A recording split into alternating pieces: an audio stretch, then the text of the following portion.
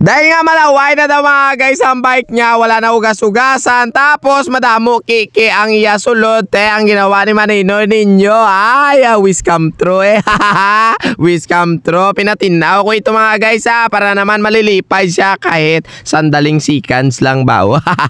Hello magandang morning sa inyo mga guys, no ba? Meron tayo ditong KHS mga guys na 26 ram frame ni Idol. Tapos ang kanyang gulong-gulong ay 27.5. Tapos ang sukat, syempre maliit, 1.5 siguro to mga guys. So hindi ko na tinignan masyado mga guys ang kanyang gulong-gulong kasi nga dito ako na-attract sa kanyang wheelset. Oo, manami kasi mga guys, ang problema lang nagabinagrot.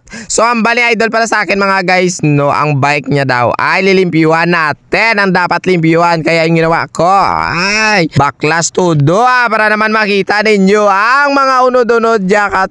Makita ni Idol ang iya nga mga mga kiki ba gago. At ito na nga ni mga guys, so bali binaklasan ni Maninoy ninyo ang kanyang hub na walang brand. Ba, grabe mga guys, so kita nyo naman siguro yung mga kiki, no ba, kadagmo sang yun di puta. Pero okay lang yan mga guys, ang importante mamaya makita natin kung paano natin siya limpyuhan ba. Uy, sana all. At dahil nga nabaklasan natin mga guys, no, kailangan muna natin itong unahin sa pagwasing-wasing ang iyang preset, no. Bali piniswitan ko ito mga guys ng gusto, tapos gamitan natin brush no, para naman makakas ang mga higko-higko sa iyang gulong-gulong. Ayan na. So napansin ninyo mga guys, no, nung binaklas ko yung mga pisa-pisa ni Idol, hindi ninyo nakita yung crankset na inukas ko kasi nga Octalink yun mga guys. Hindi ako nagre-repack ng Octalink, so hindi ko na mga guys binaklas. So yung ginawa na lang natin dito, ito na lang yung mga binaklas ko, kags, puli, biring-biring. So ito na,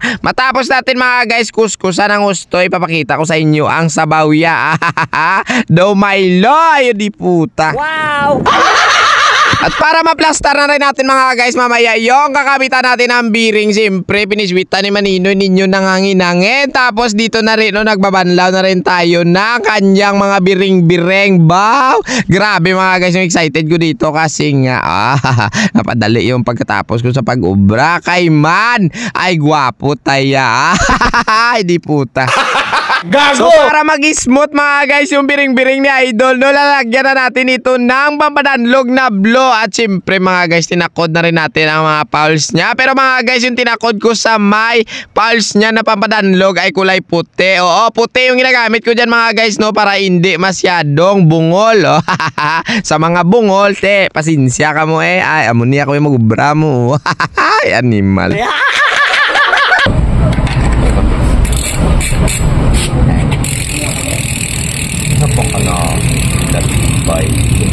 Ayan, natapos natin mga guys yung wheelset ni Idol. So ikakabit na natin dito sa ating KHS. So ayan na nga ni mga guys, no, bali babalik na natin yung gulong-gulong niya. Tapos sinunod na natin yung mga puli para naman maplastar ni Maninoy ninyo ang kanyang kadina. So bago yan mga guys, no, papalanta ko muna sa inyo. Kanamis ang iyang aguma.